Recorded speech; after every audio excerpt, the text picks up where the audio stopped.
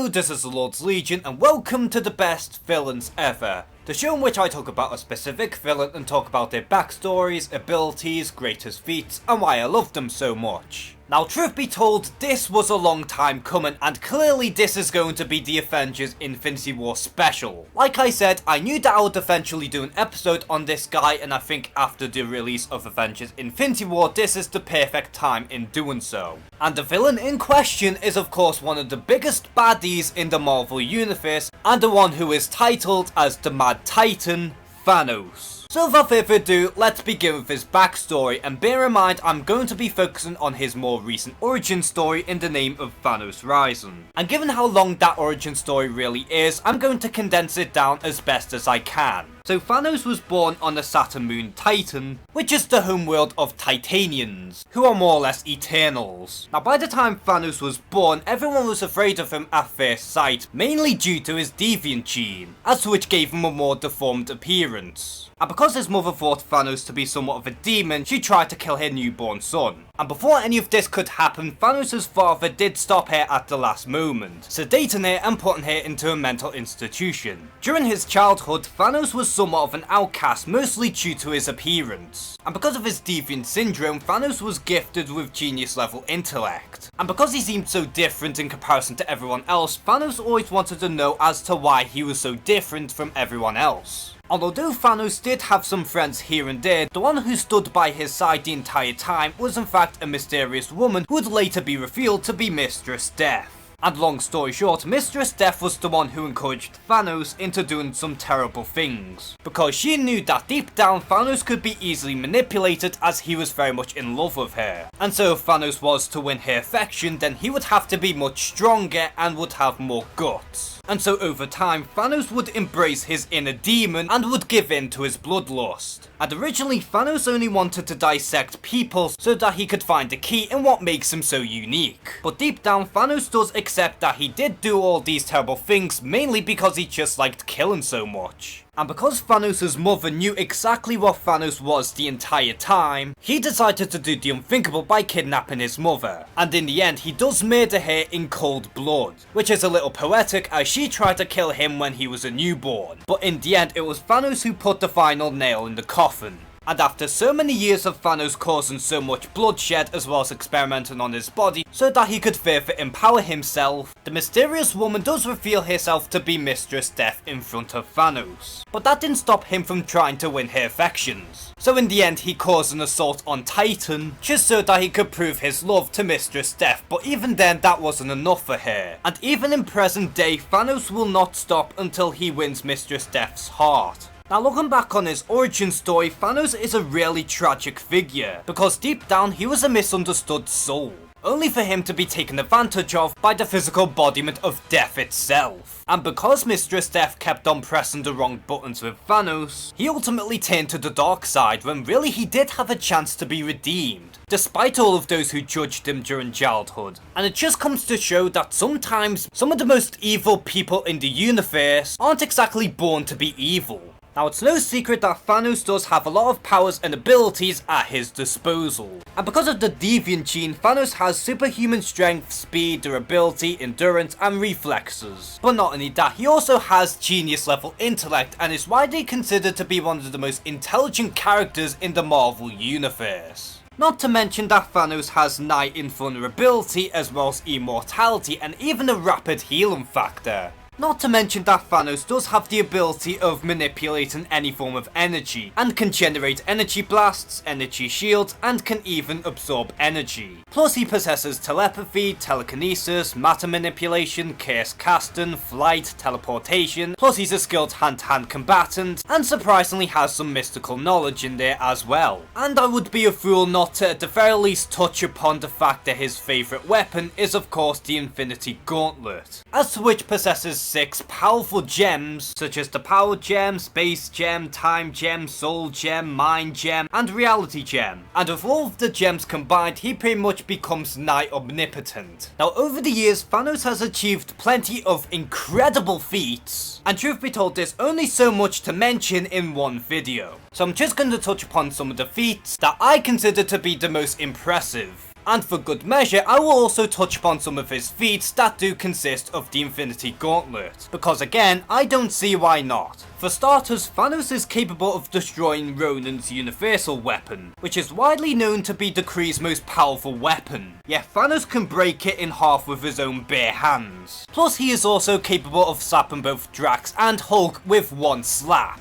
and send them both flying away from his direction. He is also capable of knocking out the Super Skrull with just one punch. And let's not forget, the Super Skrull is widely considered to be one of, if not the most powerful Skrull imaginable. Thanos is also capable of lifting the Galactus engine from Ego's stomach, and he does so with little effort. Plus he can go toe to toe against two Battleworld 4s at the same time. And although it was never directly addressed, it was heavily implied that Thanos did actually take both of them down by himself, with next to no struggle. He can also tank cosmic energy blasts from the Silver Surfer and feel next to no pain. And one time Thanos did actually survive a black hole, and came out with only a few cuts. And speaking of durability, Thanos is also capable of tanking a fully charged blast from Odin. And like with the Silver Surfer, Thanos felt no pain at all. And he can even take 3 screams from Black Bolt himself. And all of them were pretty much in close range. And he can even dish out some punishment from the Magus, who is pretty much the evil doppelganger of Adam Warlock, and Adam Warlock is incredibly powerful in his own right. He also entered the Nexus of Reality, and all of the reality warping did very little to Thanos himself, when usually it would break someone whenever they entered the Nexus of Reality. His senses are so good in fact that he could easily track a Skrull even when they're in disguise. Thanos' telepathic abilities are so good that he could easily mind control the Hulk. And this is impressive within itself because the Hulk is very difficult to control, and even some of the most powerful telepaths struggle with him. And despite how Moondragon did have the mind gem, she can't even reach to Thanos' mind. He can also enter the astral plane with his physical body so that he could beat the living shit out of his doppelganger. Plus his energy shields are so durable that not even Thor with the power gem could even so much as break the damn shield. And even though his energy shield wasn't enough to protect him from Galactus' blast, it did protect him enough to keep him alive, and that in itself is really impressive.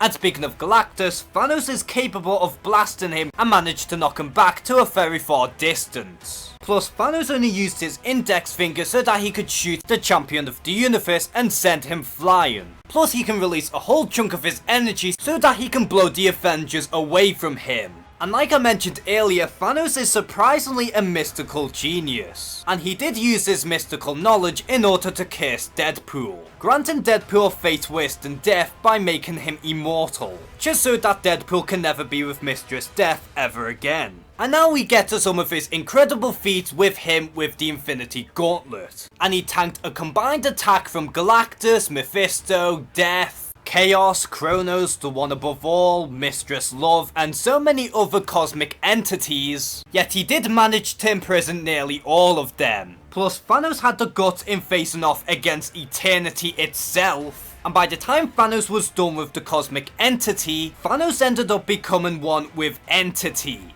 And with just a snap of his fingers, Thanos was capable of wiping out half of the universe's popularity. And with that alone, that gives Thanos quite possibly the biggest kill count in the Marvel universe. Plus with just a thought, Thanos was capable of destroying a whole planet. Plus he was capable of warping reality to the point where he became more powerful than death itself. Not only that, but Thanos is also capable of destroying multiple planets and can even attack Celestials, and can harm them in the process. And with the Infinity Gauntlet, Thanos is also capable of creating life, and for some reason created a female version of himself.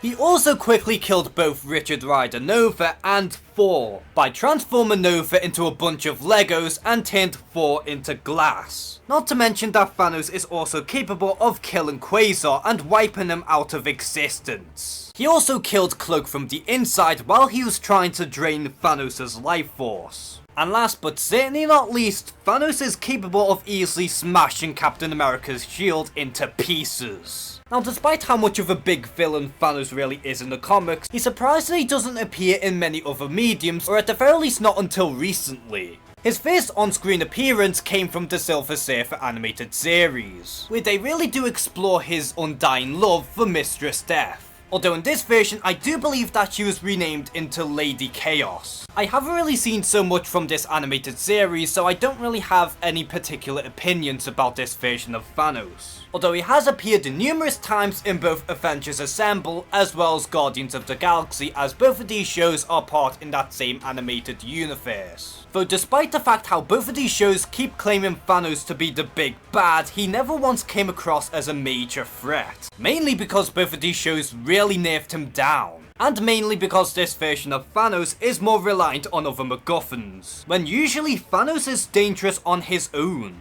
Although Thanos has appeared in a lot of Marvel vs Capcom games, mainly Marvel Super Heroes, Marvel vs Capcom 2 and Marvel vs Capcom Infinite, the latter of which he was actually represented well, at least within the story mode, despite how mediocre it really is. And I am aware that Thanos is also one of the main villains in Contest of Champions, the mobile fighting game at least. And as far as my knowledge goes, he does have his own chapter, where he is the final boss. Plus there's also an ultimate version of Thanos, which as far as I've heard is a lot more like Darkseid. But again, I don't have any opinions on this version of Thanos, mainly because I don't really like the Ultimates all too much, and I do believe that Ultimate Fantastic Four is the worst series.